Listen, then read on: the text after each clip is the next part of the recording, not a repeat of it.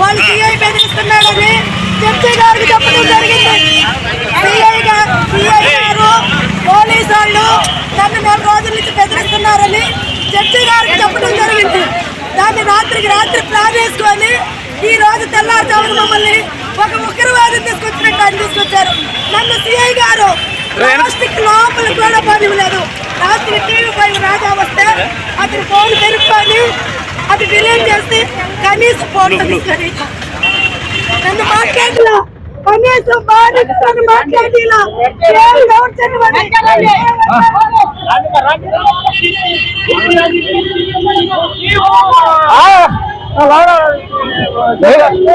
Nellore city నియోజకవర్గంలో కూడా ఏదైతే పోలీసులు కూడా టీడీపీ నేతలు ఆట మొదలు పెట్టుకునే దేశంలో ఎన్నికల సమయంలో కూడా ఈరోజు ఏదైతే ఉందో టీడీపీ బీసీ నగర అధ్యక్షుడు కపిల్ శ్రీనివాస్ కూడా పోలీసులు అన్యాయంగా అరెస్ట్ చేశారని కూడా కుటుంబ సభ్యులు కూడా ఒకటేస్తున్నారు.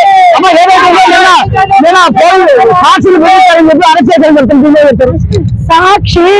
సాక్షి జడ్జి గారికి మమ్మల్ని పోలీసు వాళ్ళు బెదిరిస్తున్నారు.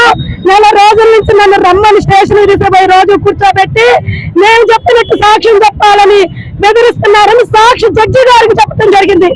సాక్షి జడ్జి గారికి చెప్తే రాత్రికి రాత్రి ఎవరి ప్రమేయంతోనో ఆమె అనుపమైన ఆమె గతంలో కూడా 6 కేసులు ఇదే వన్ టౌన్ స్టేషన్ ఆమెకు అడ్డ రాజు కేసులు పెట్టడం జరిగింది. 5 గంటలకి కనీసం కేసు పెట్టింది.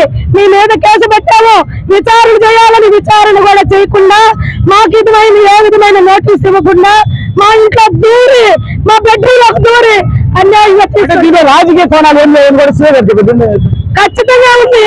ఆ 3TI వైసీపీ బొమ్మలోని వైసీపీ నాయకుడు.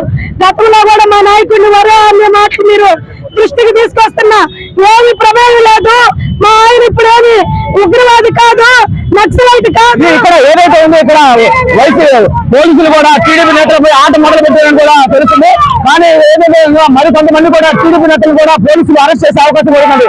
కానీ ఏదైతే కోర్టులో కేసు ఉందో ఆ కోర్టులో సాక్షులు కూడా పోలీసులు నన్ను బెదిరిస్తారని చెప్పి కపిల్ శ్రీనివాసరావు జడ్జికి చెప్పిన సమయంలో కూడా ఏదైతే జడ్జికి పోలీసులు బెదిరిస్తున్నారని చెప్పడంలో కూడా ఈ రోజు పోలీసులు అర్ధరాత్రి కూడా వచ్చి మా భర్తను అన్యాయంగా అరెస్ట్ చేశారని చెప్పి కూడా కపిల్ శ్రీనివాసరావు సత్యమని కూడా ఇక్కడ రేవతి కూడా చెప్పిన గురించి. కానీ నెల్లూరు జిల్లాలో కూడా ఇంకా ఎలాంటి పరిణామాలు చోటు చేసుకుంటాయో చూసేవారు. కెమెరామెన్ రూప్ కుమార్తో ఎన్ఎల్ నెల్లూరు.